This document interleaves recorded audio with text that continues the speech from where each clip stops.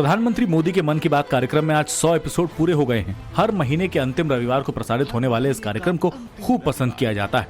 इस बार के ऐतिहासिक एपिसोड को यादगार बनाने के लिए देश में ही नहीं बल्कि विदेश में भी जगह जगह इसकी लाइव स्क्रीनिंग की गई। संयुक्त राष्ट्र से लेकर विदेशों में भारतीय दूतावासों में भी पीएम मोदी के मन की बात को करोड़ों लोगों ने सुना। पीएम मोदी के मन की बात देश में ही नहीं विदेश में भी लोकप्रियता के नए मुकाम हासिल कर रही है। 100वें एपिसोड पर बधाई दी है, लेकिन मैं सच्चे दिल से कहता हूं, दरअसल बधाई के पात्र तो आप सभी मन की बात के श्रोता है, हमारे देशवासी हैं। पीएम मोदी के मन की बात देश में ही नहीं बल्कि विश्व भर में प्रसिद्धि हासिल कर रहा है। मन की बात से जो भी जागरूकता अभियान छेड़ा गया उसे देश भर की दशा और दिशा बदली ही विश्व में भी इसकी चर्चा जोरों शोरों से होती रही। इस बार के मन की बात में पीएम मोदी ने कहा कि मन की बात से छेड़ा गया जन आंदोलन दुनिया में चर्चा का विषय बनता है। इसे लेकर उन्होंने अपने साथ बराक ओबामा का भी किस्सा सुनाया। मन की बात जिस विषय से जुड़ा वो जन आंदोलन बन गया और आप लोगों ने बना दिया। जब मैंने तत्कालीन अमेरिकी राष्ट्रपति बराक ओबामा के साथ साझा मन की बात की थी तो इसकी चर्चा पूरे विश्व में हुई थी। पीएम मोदी की तरह ही पीएम मोदी के मन की बात ने भी अपनी ग्लोबल पहचान बना ली है। इसकी लोकप्रियता इतनी है कि विदेशी राजनेता और शीर्ष अधिकारी भी इस कार्यक्रम के प्रशंसक हैं। यूनेस्को की डीजी ऑड्रे ऑले ने भी पीएम मोदी के मन की बात कार्यक्रम की जमकर तारीफ की है। यूनेस्को की डीजी ऑड्रे ऑजुले का आया है। उन्होंने सभी देशवासियों को 100 एपिसोड की इस शानदार जर्नी के लिए शुभकामनाएं दी हैं। साथ ही उन्होंने कुछ सवाल भी पूछे हैं। आइए पहले यूनेस्को की डीजी के मन की बात सुनते हैं। Namaste, Excellency, dear Prime Minister. On behalf of UNESCO, I thank you for this opportunity to be part of the 100th episode of the Man Ki Baat radio broadcast. UNESCO and India have a long common history. We have very strong partnerships together in all areas of our mandate: education, science, culture and information. मन की बात के 100 episode पूरे होने पर UNESCO से भी खास बधाई संदेश आया। पीएम मोदी ने जो भी जागरूकता अभियान छेड़ा उसकी गूंज दुनिया में सुनाई देती। अलग मुद्दों पर अलग तरह से पीएम मोदी का अभियान छेड़ना लोगों में भी नई ऊर्जा पैदा करता है। ऐसा ही एक अभियान था सेल्फी विद डॉटर, जिसे दुनिया ने भी सराहा। सेल्फी विद डॉटर कैंपेन पर मेरी नजर पड़ी तो मुझे बहुत अच्छा लगा। मैंने भी उनसे सीखा और इसे मन की बात में शामिल किया। देखते ही देखते सेल्फी विद डॉटर एक ग्लोबल कैंपेन में बदल गया और इसमें मुद्दा सेल्फी नहीं थी, टेक्नोलॉजी नहीं थी, इसमें डॉटर को, बेटी को प्रमुखता दी गई थी। पूरे देश के कोने कोने से लोग जुड़े। विदेशों में जैसी पीएम मोदी की लोकप्रियता है वैसी ही पीएम मोदी के मन की बात की भी लोकप्रियता विदेशों में है। स्वच्छ भारत आंदोलन हो, मन की बात का कैलिफोर्निया से आया एक वीडियो इसका ताजा उदाहरण है। इससे अंदाजा लगाया जा सकता है कि पीएम मोदी के ग्लोबल छवि का कितना बड़ा असर है। बेटी बचाओ बेटी पढ़ाओ की बात हो। कैलिफोर्निया में प्रवासी भारतीयों ने पीएम के मन की बात के ऐतिहासिक 100वें एपिसोड के लिए ये खास इंतजाम किया, जिसमें बड़ी संख्या में प्रवासी भारतीय इकट्ठा होकर पीएम मोदी के इस खास एपिसोड को बहुत ध्यान से सुन रहे थे।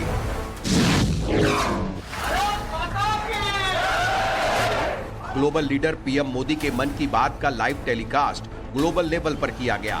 अमेरिका के न्यू जर्सी में भी पीएम के मन की बात को सुना गया। इस दौरान यहां विदेश मंत्री एस जयशंकर भी मौजूद थे, जिन्होंने न्यू जर्सी में मौजूद प्रवासी भारतीयों के साथ पीएम मोदी के मन की बात को सुना। इस दौरान विदेश मंत्री ने कहा कि पीएम के मन की बात न सिर्फ देश से जुड़ा है बल्कि विदेशों में रहने वाले भारतीयों का भी इससे खासा लगाव है। आज जो है इस कार्यक्रम के साथ पूरी एक किस्म से पूरी देश जुड़ी है, पर कुछ हम लोग जो हैं, कुछ लोग हमारा एक किस्म से दूसरों से ज्यादा एक लगाव है। न्यू जर्सी में अपने ग्लोबल लीडर पीएम मोदी को सुनने के लिए प्रवासी भारतीयों की अच्छी खासी तादाद में लोग एक जगह पर इकट्ठा हुए।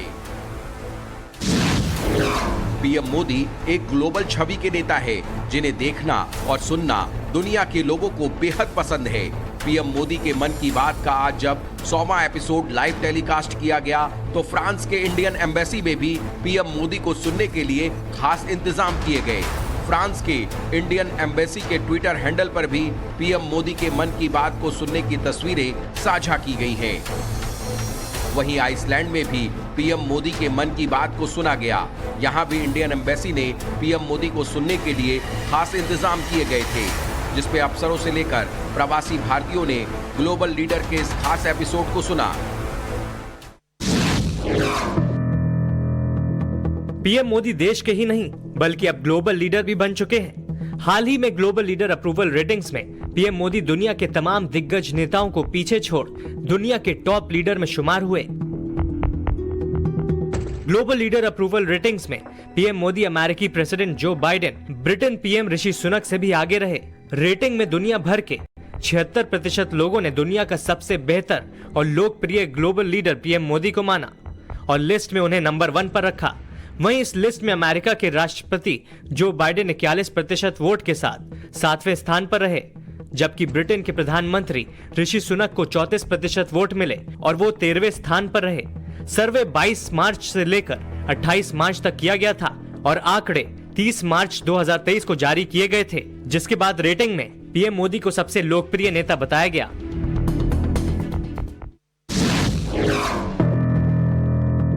प्रधानमंत्री मोदी के विश्व नेता और भारत के बढ़ते कद का एक शानदार नजारा तब देखने को मिला जब बर्लिन में G7 समिट हो रहा था। दुनिया के तमाम नेता प्रधानमंत्री नरेंद्र मोदी से मिलने को उत्सुक दिख रहे थे। लोगों के लिए यकीन करना मुश्किल हो रहा था कि जिस अमेरिकी राष्ट्रपति से मुलाकात करने के लिए दुनिया भर के मुल्कों के राष्ट्राध्यक्षों को महीनों का इंतजार करना पड़ता है, वो अमेरिकी प्रेसिडेंट पीएम मोदी से हाथ मिलाने के लिए खुद उनके पास चल कर आए। प्रधानमंत्री मोदी इस दौरान जस्टिन ट्रूडो से बात कर रहे थे, तभी पीछे से बाइडेन खुद चलकर आए और पीएम मोदी के कंधे के पीछे से हाथ रखकर उनसे मुलाकात की। इस दौरान बाइडेन के सामने दूसरे मुल्कों के नेता भी दिखे, लेकिन बाइडेन सिर्फ मोदी से मिलने के लिए उनके पास आए। फिर दोनों नेताओं ने एक दूसरे का गर्मजोशी से स्वागत किया। इस नजारे ने हर भारतवासी को न सिर्फ गर्व का एहसास कराया, बल्कि भारत के बढ़ते कद और ताकत का भी एहसास कराया।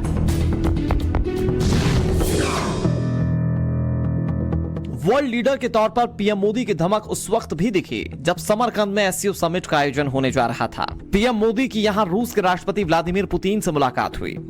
पूरी दुनिया की नजरें इस मीटिंग पर थीं। इस मीटिंग में पीएम मोदी ने पुतिन को ऐसी सलाह दी जो दुनिया के लिए एक बड़ा संदेश था। पीएम मोदी ने पुतिन से यूक्रेन युद्ध को लेकर सलाह दी कि यह समय युद्ध का नहीं है। यूक्रेन के संकट के आरंभ से ही हमने तुरंत युद्ध विराम का आह्वान किया और इस बात पर जोर दिया था कि विवाद को सुलझाने के लिए बातचीत ही एकमात्र उपाय है। पुतिन को मोदी की इस सलाह ने दुनिया में उन्हें एक अलग वैश्विक नेता के तौर पर पेश किया।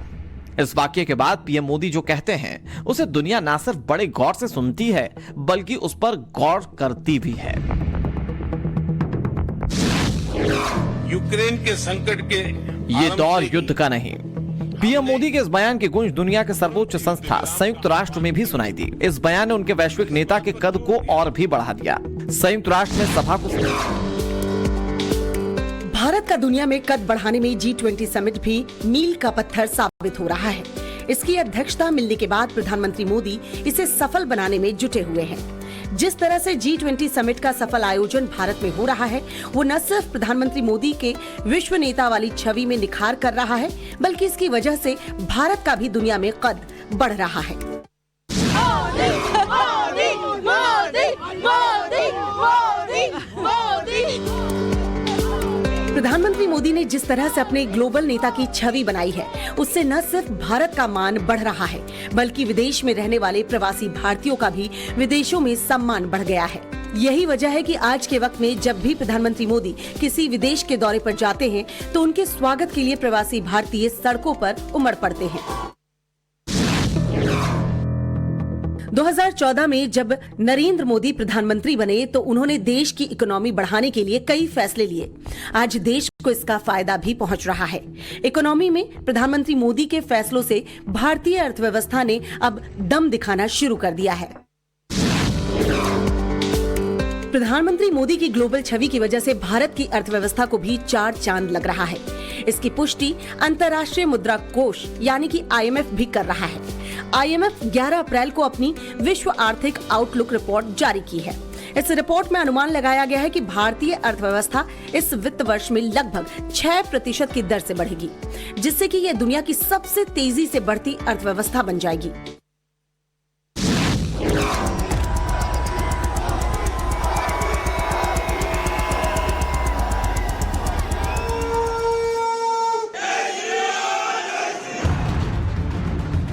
साल 2014 के मई महीने में नरेंद्र मोदी ने पहली बार पीएम के रूप में देश की सत्ता संभाली थी। इसमें कोई शक नहीं कि मोदी सरकार ने इन 8 सालों में विदेश नीति पर स्पष्ट छाप छोड़ी है और भारत को दुनिया की बड़ी ताकत बनाने को लेकर अपने इरादे साफ कर दिए हैं। चुनौतियों के हिसाब से जैसी विदेश नीति होनी चाहिए, प्रधानमंत्री मोदी की विदेश नीति बिल्कुल वैसी ही रही। प्रधानमंत्री मोदी ने देश की विदेश नीति में लचीलापन और दूरदर्शिता दोनों को रखा। यही वजह है कि प्रधानमंत्री मोदी की फॉरेन पॉलिसी की तारीफ न सिर्फ दुश्मन देश के पीएम रहे इमरान खान कर चुके हैं, बल्कि रूस के राष्ट्रपति पुतिन ने भी प्रधानमंत्री मोदी की स्वतंत्र नीति की जमकर तारीफ की है। पीएम मोदी की फॉरेन पॉलिसी ऐसी रही है कि रूस और अमेरिका दोनों विरोधी देशों के साथ इसने अपने रिश्तों को मजबूती से बनाए रखा है। भारत को ग्लोबल मार्केट बनाने के तौर पर पेश करने में पीएम मोदी की बड़ी भूमिका रही है। पीएम मोदी की ग्लोबल पहचान ने ही भारत की तरफ निवेश के द्वार खोल दिए। इसी वजह से भारत के प्रति विदेशी कंपनियों का इंटरेस्ट ज्यादा बढ़ गया। पीएम मोदी की जिस तरह से विदेशों में लोकप्रियता बढ़ी है और उन्हें ग्लोबल लीडर के तौर पर देखा गया है, उससे भारत की ग्लोबल पहचान को भी बड़ी उपलब्धि हासिल हुई है। दुनिया भारत को उभरती ताकत के साथ तेजी से उभरती अर्थव्यवस्था के रूप में देख रही है। यही वजह है कि मोदी सरकार में जब भी भारत में ग्लोबल इन्वेस्टर समिट होता है तो विदेशी निवेश बढ़ चढ़ कर हिस्सा लेते हैं। इसके पीछे पीएम मोदी की ग्लोबल छवि ही है, जो निवेशकों को भरपूर माहौल के साथ उन्हें भारत में निवेश के लिए उत्सुक करती है। भारत की आज जो दुनिया में तस्वीर बदली है, उसके पीछे पीएम मोदी का ही ग्लोबल लेवल का फैसला है, जिसकी वजह से भारत अब नए भारत के रूप में दुनिया में पहचान बनाता जा रहा है। मोदी का ही नेतृत्व है कि अब बॉर्डर पर चीन को भारत आंख में आंख मिलाकर जवाब देता है। गलवान हिंसा एक ऐसी घटना थी जिसने न सिर्फ भारत की हिम्मत को पेश किया, बल्कि चीन को भी एहसास हो गया है कि मोदी के नेतृत्व में ये भारत अब पीछे हटने वाला नहीं है। गलवान में चीन ने जो हिमाकत की थी, उसका जवाब मोदी सरकार ने सहकर नहीं बल्कि पलटवार करके दे दिया है। गलवान में तैनात जवानों ने चीन को 1 इंच जमीन पर बढ़ने नहीं दिया और उन्हें न सिर्फ पीछे धकेला, बल्कि उनके 40 जवानों को भी ढेर कर दिया। हालांकि इस हिंसक झड़प में हमारे भी 20 जवान शहीद हुए, लेकिन उनकी शहादत ने दुनिया में भारत का दम दिखाया कि भारत अब विस्तारवादी ताकतों के आगे झुकने वाला नहीं है।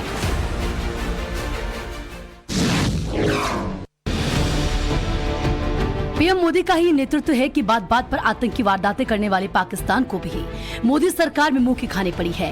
उरी अटैक हो या फिर पुलवामा अटैक, हर अटैक पर मोदी सरकार ने सेना को खुली छूट दी है, जिसकी वजह से सेना ने भी पाकिस्तान में घुसकर न सिर्फ सर्जिकल स्ट्राइक किए, बल्कि एयर स्ट्राइक कर सैकड़ों आतंकवादियों को भी ढेर कर दिया।